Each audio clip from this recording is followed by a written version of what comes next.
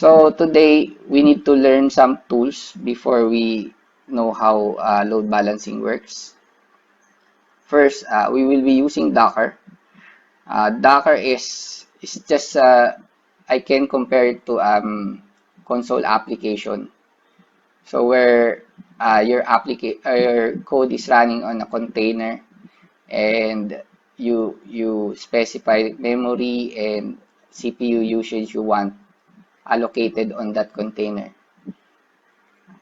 And we will learn more about that. And also, we will be using Node.js just to demonstrate a web server and serve our requests. And then we will use EC2 instance to build our Docker. ECR repository of Docker image. So we will be pushing the Docker image to ECR of AWS. And then we will use the ECS Fargate to host our containers. So those containers are called microservices. Then we will be using ALB or the AWS load balancer to manage our HTTP request. So you will learn there how to set up listeners and how to redirect those HTTP requests to our microservices.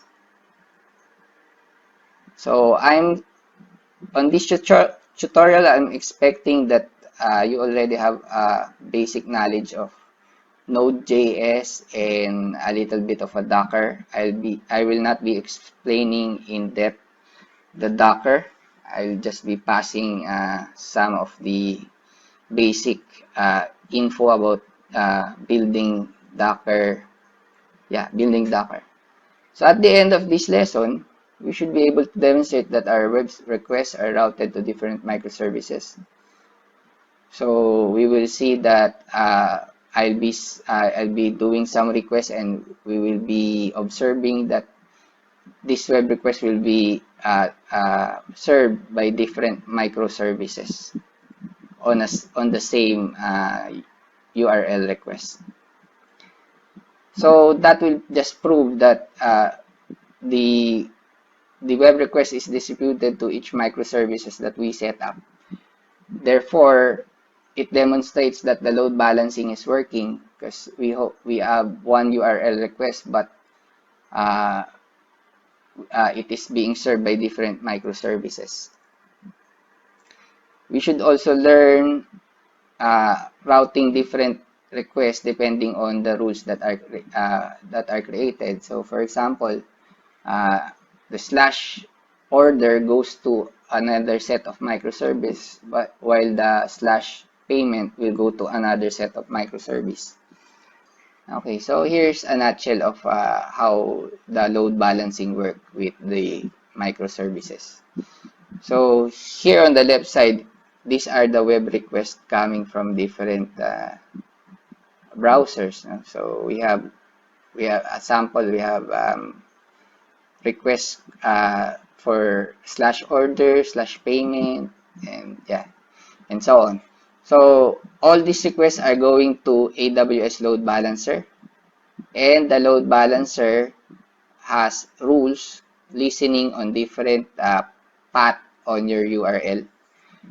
So like if we add a listener for the order path, it will go to a target group where you have a set of container. Container are the Dockers that we build. So these are the order microservice on my example where it will process all those transactions as long as your URL starts with slash order. So it goes to this. And then you can see we have three containers inside them. So these three containers have the same set of codes.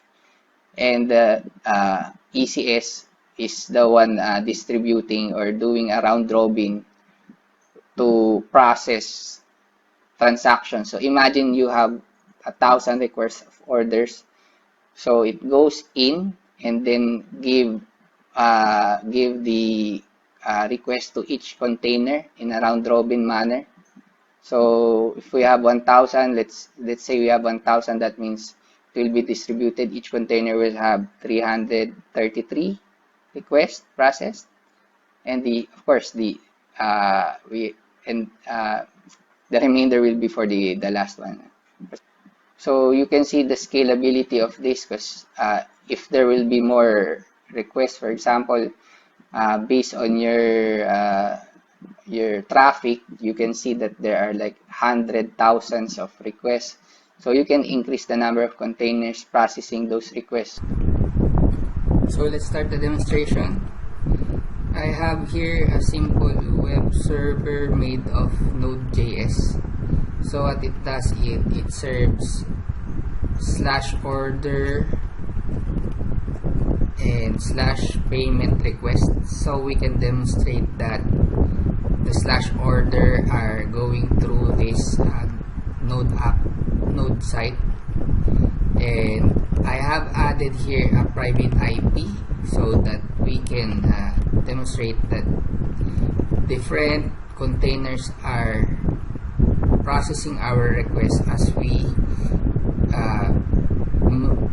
make more HTTP requests on our Node.js. So let's just do a quick run on this. So if I do node server.js, then we go to localhost Okay, so we'll see here, this is our index page, and then let's go to /order. Okay, processing order, and then let's go to payment. Processing payment. But as you observe, the IP address doesn't change. That just means that our requests are processed by a single node. So what we want to achieve is every time I refresh this, a different container will be serving my request. So that if I have a million of order requests, we will see that our containers are processing them, so distributing all the loads to different containers that we set up. Okay. So that would be our Node.js code. Okay, so we will need to put it on a Docker. So that's just to show you quickly what is a Docker file. So before you can build a Docker, you need a Docker file. So as I said, the Docker file is a small container. It's like a small operating system where it runs only your code, nothing more.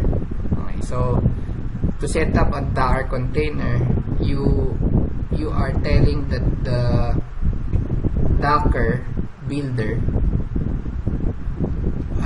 all dependencies that you need on to run your application. So from here, I'm telling the Docker builder that the application is using a node, and I'm just creating a virtual app directory, USRC app, so that will be the image path, and then copies all the package dependencies. So if you are familiar, of course, with Node.js, we have the package.json, which tells us all the dependencies that we need. So from this simple application, we don't really have much of the dependencies. We're only using the Express. But as we make complex application, of course, we will need more dependencies. And we will see all the dependencies here. So the Docker builder will depend what to be added to your image based on your package.json. So this is very important. So after copying that all the files on your Docker image, then it will run npm install, which what it does is to execute all the installs that you have on the package.json. So all dependencies will be installed on your image, so it will copy everything you need on your image. Okay, and then there, bundle the app, okay, using this copy. And then we are telling that the container can be accessible using 8080 port, and this will be the command to run it when we run the image. So it will use node server like what I did here to run the node at server.js. So this Docker file is a set of instructions that tells your Docker builder what are the dependencies you need on your application and how to access it, and what would be the starting point, which is this. Okay, so much for that. Let's start going to our Linux server. So I'll be connecting to my EC2 instance. Okay, so let's go in.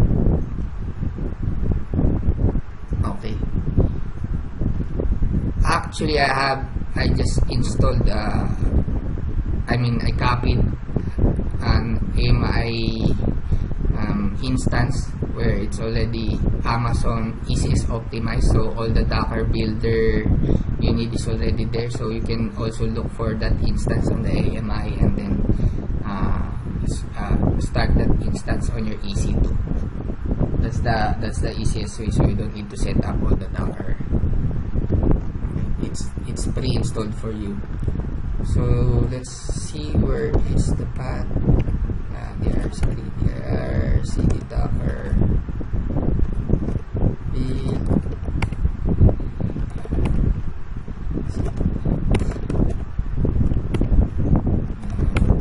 So here are other Dockers that I am using, but we will be just going in the load balance POC that I already have created. So let's go inside load balance POC.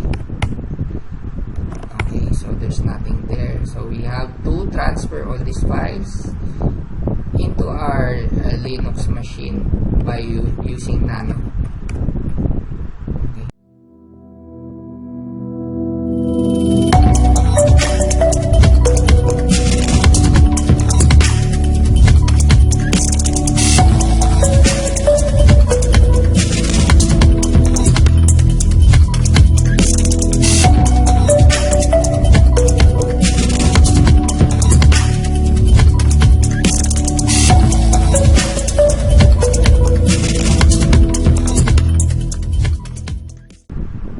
So we have all the files that we need.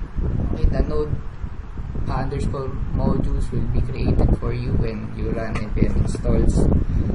So let's just test that the node is working. So by first, of course, we call the npm install because this is newly added. Okay, so it adds all the dependencies. Okay, good. And then we can now say node server.js. Okay, so it's running and then I don't have to go in because it's internal. So now that we have checked that the node is, our server node is working, we can now push this to ECR or the image. So we have to build the Docker and then push it to the repository of ECS. So if we go here to my ECS account, this elastic container repository are the storage of all the images that we are building. So this image will be used as our container. So that is the build that we created, which we will be using later. So let's create a repository. Let's call this load balance -poc.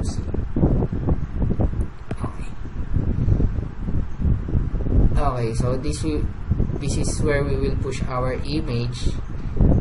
Okay, so Amazon is helpful because they already have added these commands for you. So all you have to do is copy each line, and then that will push your image to this repository.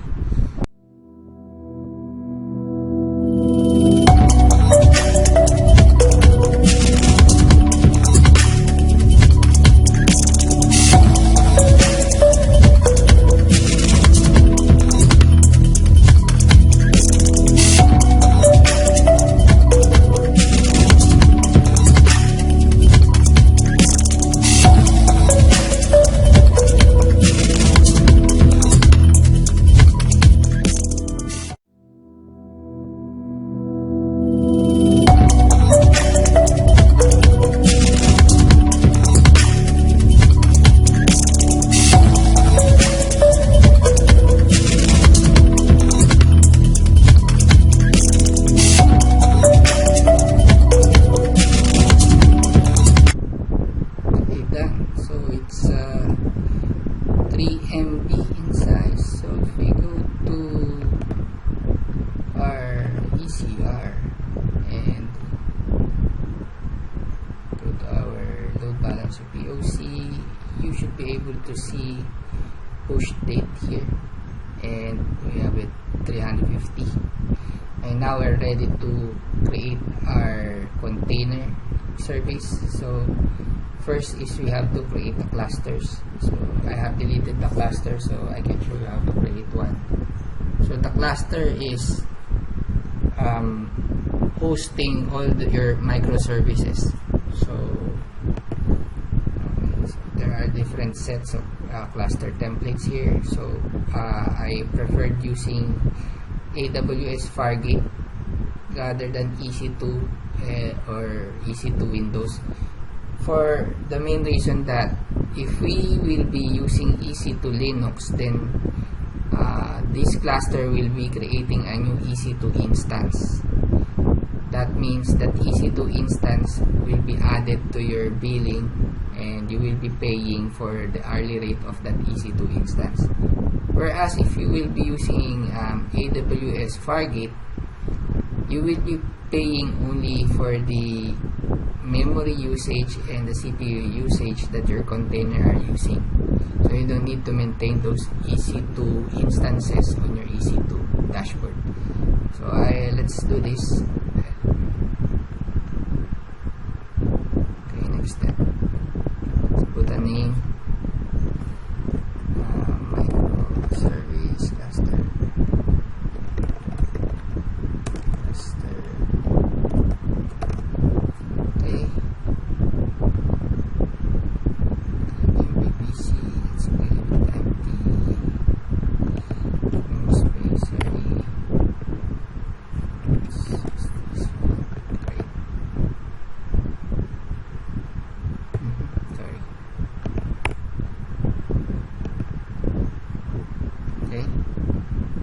Now the cluster has been created.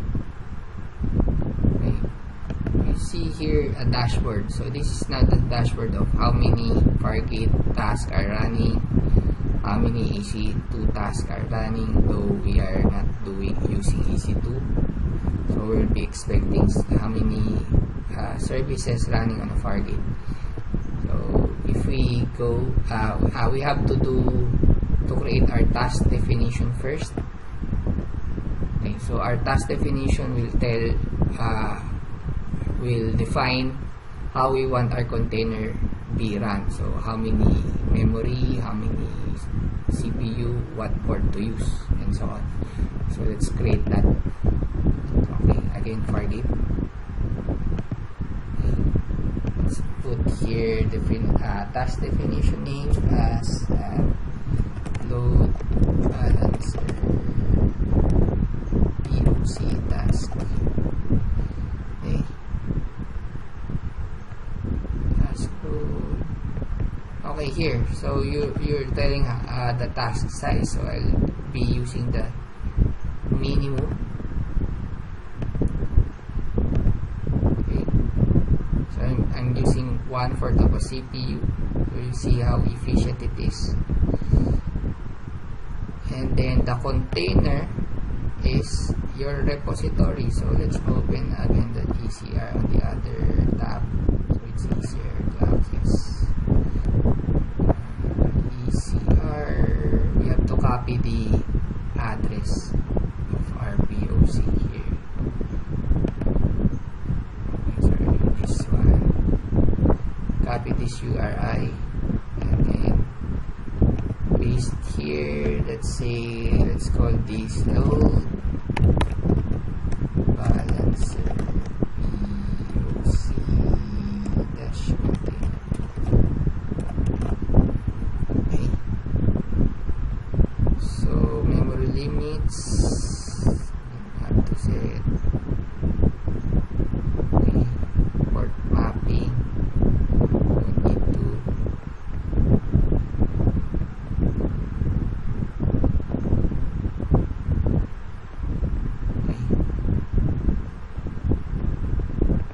So that's all we need to set. Okay.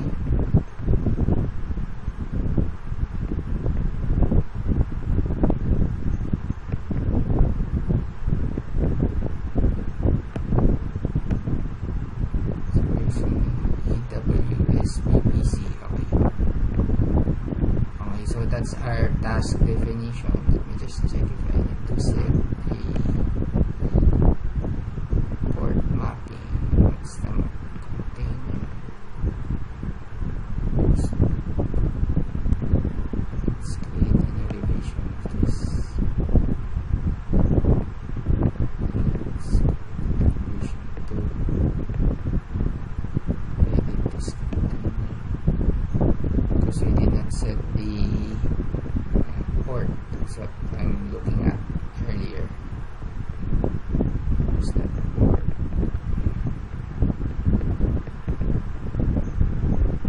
Okay, port mapping is containers 8080.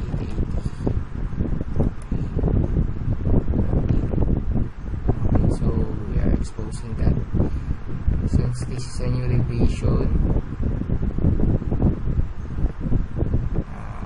okay,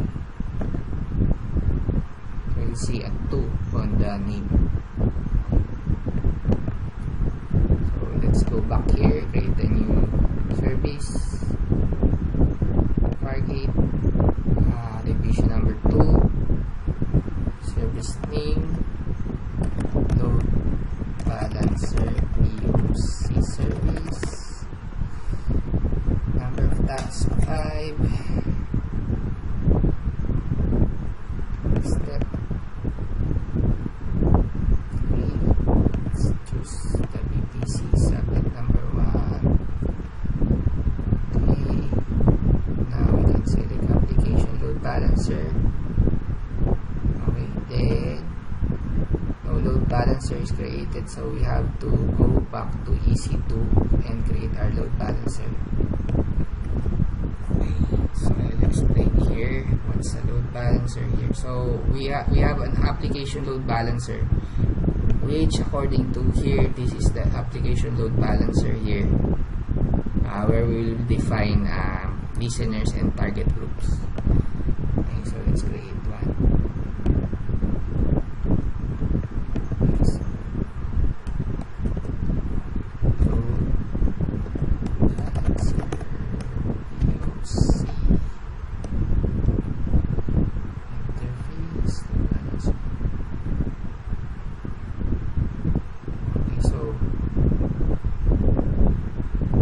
This will be our listening port, which is port 80. Okay, so that's the only port we want for now, because we want our web to be served, so it's port 80 by default. Okay, and then it should be the same.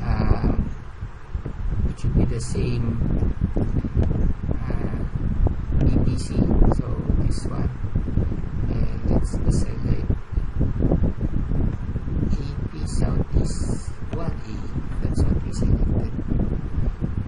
Okay, next is configure security group. What we is allow at least. Okay, so let's put 1A and 1B. Next configuration. Security listener. Okay, that doesn't matter. It's asking for HTTPS. Okay, I think let's just create a new load balancer.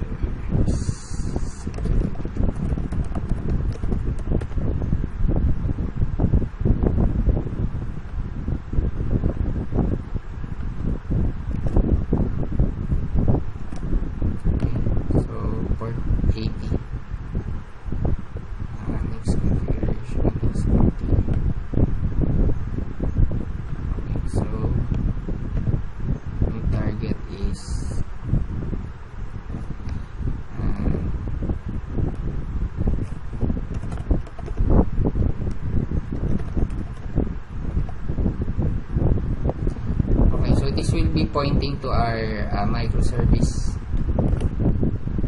So this target group according to this one. Okay, so this is the target group. So once the listener are triggered here, so it goes to this target group, and you will see later how we will be mapping it to our back to our container service. Okay, so we have our health check. So our health check is just a way for the load balancer to check that our container are still running. Okay, so it's we're using the index path. So we have an index path here, okay, which is working as long as it responds. Then our health check is confirmed. We will register it later. Let's just go next. Okay. We'll see the ECS will create the registration of the target once we finish this part. So now we have the load balancer POC, and let's refresh this. Okay, so we have the load balance VRC, load balance container here. Okay.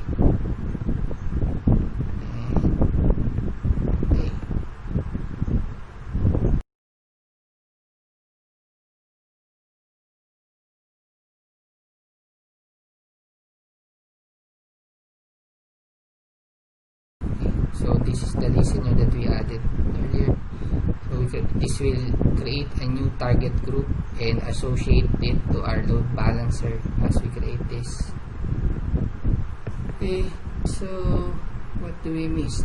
So we missed something else. Subnet security group, I guess. Where's that security group?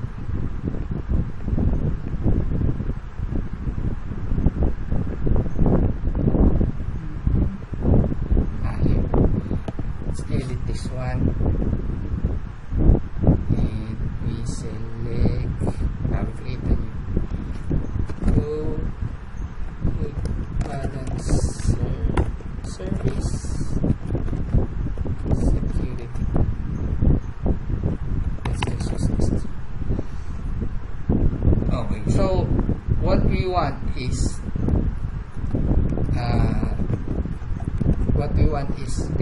our load balancer to be able to access to any port to our service. So we can add a rule here which we can say all traffic,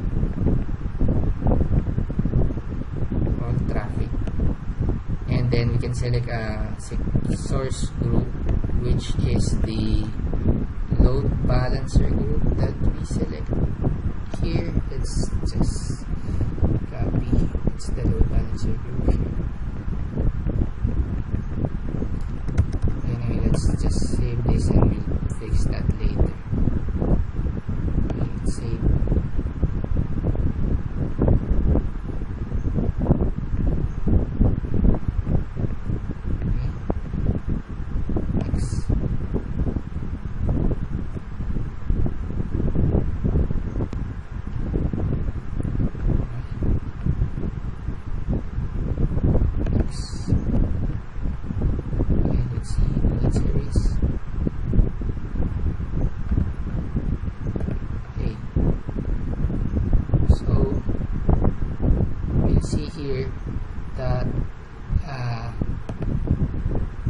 so we have here 5 instances of our load balance POC task running.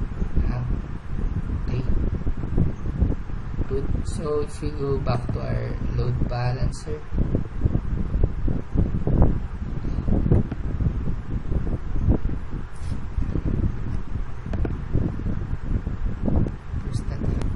okay, so I'm back and I found some issues with our target groups. First, if you go to the targets, you will see here the status of our containers. So you will see here the status is training. Okay. I just found out this can be the status is verified by the health check. So I think we incorrectly set the health check earlier, so I have to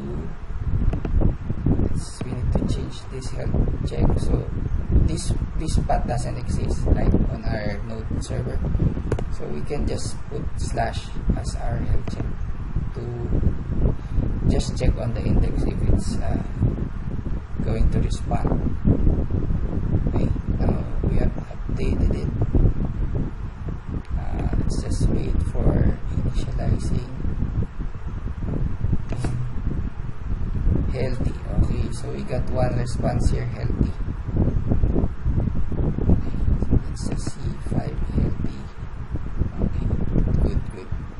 Another issue that I found is I think we have mistakenly added a new target group when we created the service. So from the listeners here, I have to change this rule to go to our load balancer target instead of the microservice that we saw earlier. Okay, so this one now, because when I check the ECR, the load balancer here, the target group is load balancer target group, pointing to port 8080. Okay, so that's what I fixed on the load balancer. Where's that load balancer? Here, the load balancer.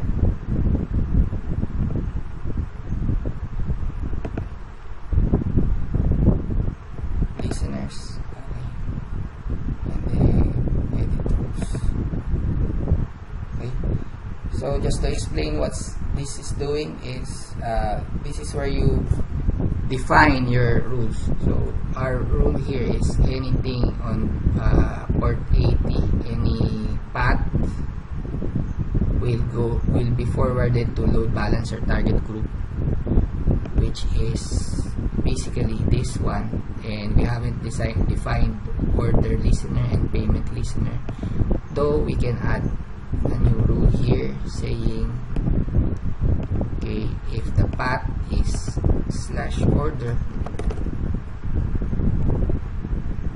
asterisk, then I want to forward it to something else. So for example, this one which doesn't exist yet, let's just say, okay, and then let's just save it.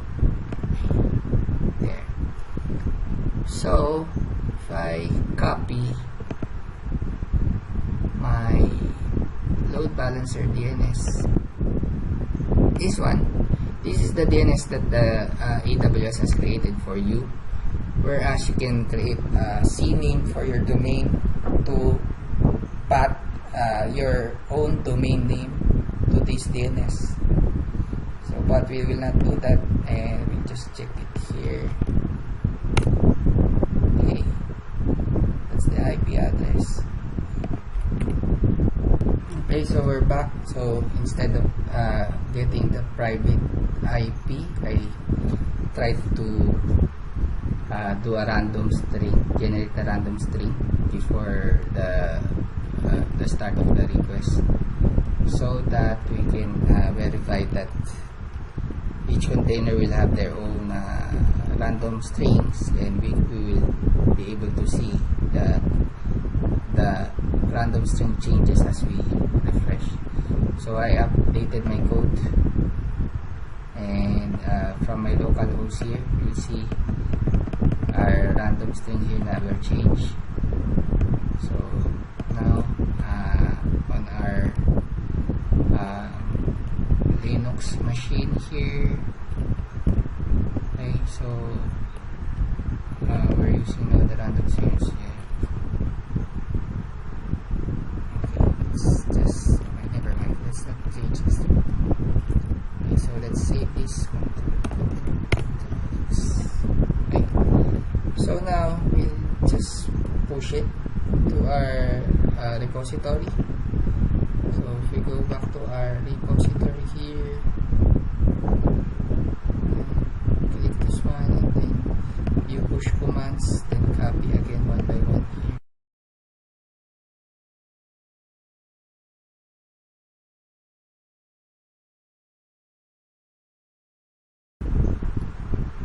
Okay, done.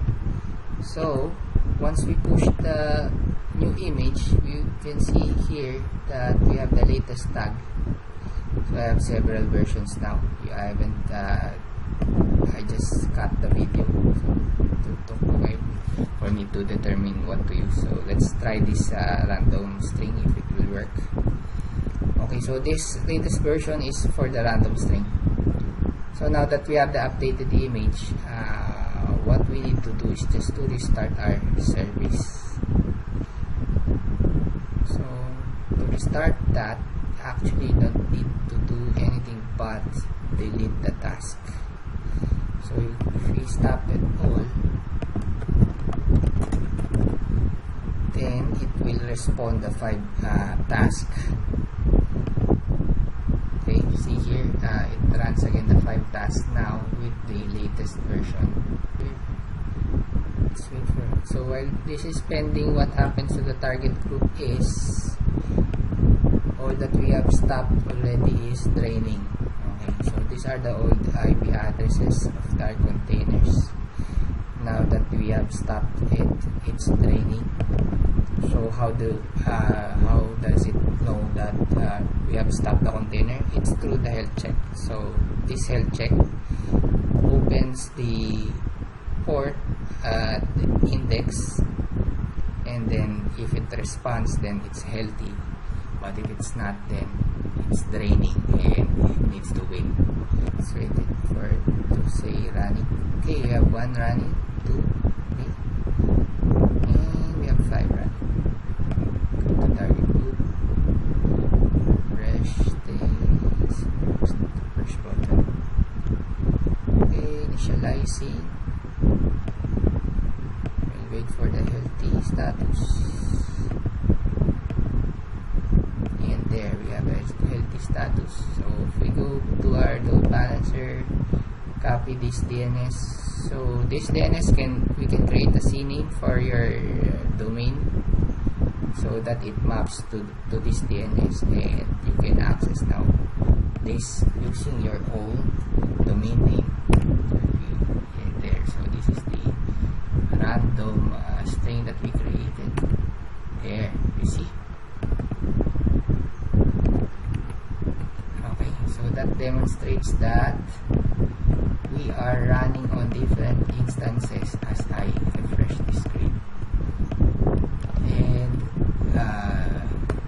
you can also go to payment. I just haven't demonstrated having 2 target groups, but according to the listener, I pointed to a target group that doesn't exist for /order, so that's why this one just to prove that it's working. So that means it went to another target group that doesn't exist, so we have it unavailable. But the payment and the root for the index is working. Okay, see, 5. Okay, so you see round robin 1, 2, 3, 4, 5. So it's back to JJC 1, 2, 3, 4, 5, and it's back to JJC. Okay, so I hope you learned a lot today. This is an advanced lesson for those wants to be AWS experts. So I'll be posting more video tutorial. I want to target more about on entry-level programmers. So on my YouTube channel, subscribe and hit the